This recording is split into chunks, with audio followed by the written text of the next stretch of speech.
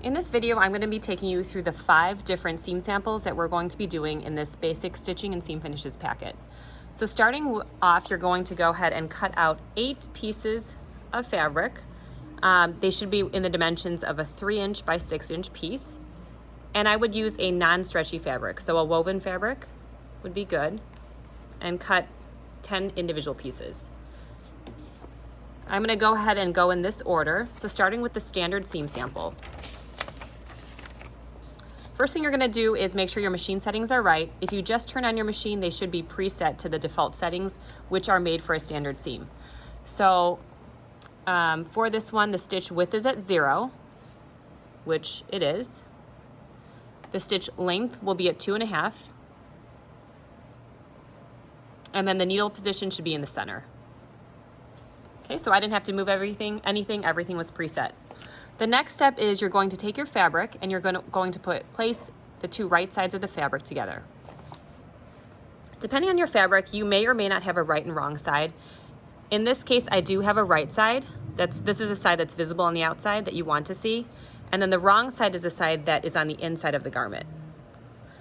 Okay, so when I place these 2 fabric pieces together, I'm placing it so that the 2 colored sides, or the 2 right sides, are touching each other. And then we're going to pin along one of the 6-inch sides. So along one of the longer length sides, you can just grab about 3 pins or so, and I'm going to place the pin in through the fabric, and the pin point should be pointing out towards the cut edge. Making sure that when you pin, that both raw edges are lined up evenly along the top edge. And then when you were cutting out your samples, if they were a little jagged or frayed, you can kind of trim it. You do want to have a straight edge.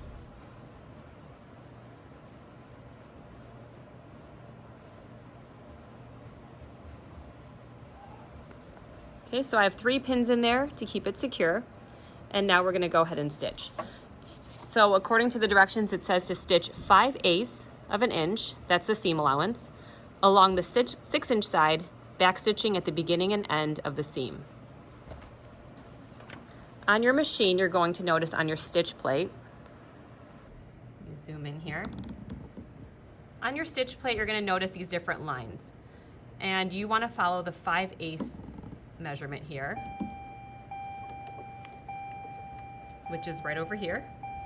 So when you put your fabric into your machine, and I'm putting in the side that's pinned here, you want to line it up with the 5/8 line, right over here. And so that's going to create a 5/8 seam allowance. What that means is where the line of stitching is to the edge of the fabric, that will measure 5/8 of an inch. Okay, so as I'm getting started, I'm going to go ahead and start at the top of my piece of fabric, lower my presser foot,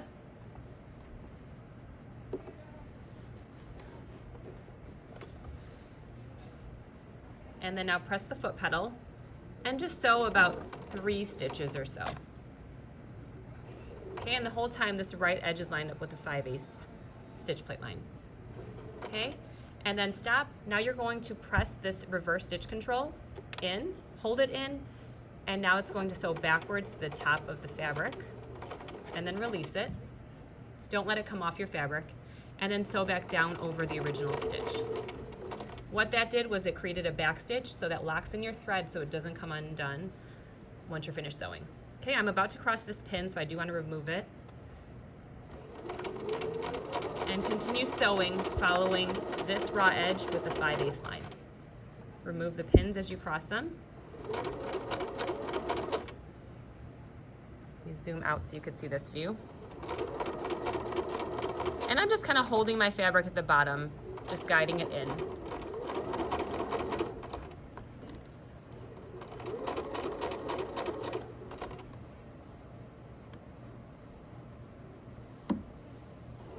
As I'm getting closer to the bottom, as I'm nearing the edge of the fabric, we're going to stop with the foot pedal, press this reverse stitch control to sew backwards about 3 to 5 stitches, release it, and let it sew back down. Okay, then to remove your fabric, lift up the presser foot. You can give it a pull. If it's getting caught, you might want to give the hand wheel a little jiggle, and it should release pretty smoothly.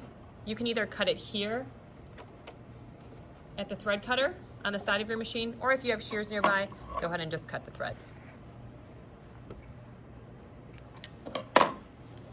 Okay, and then your final step here is to press the seam open and flat. You're going to take your seam sample now. This measurement should be 5/8 of an inch. And so the distance from the edge to the line of stitching should be 5/8 of an inch, consistently all the way across. And then now you're going to press it open and flat. So open up the seam like this. And you're going to go to the iron and just put the iron straight, flat onto this seam here so that it pressed like that. After it's pressed, you're going to staple it to your worksheet. Okay, and then when you staple it, make sure that you have the seam side up so that I can see that for grading. And trim any loose threads.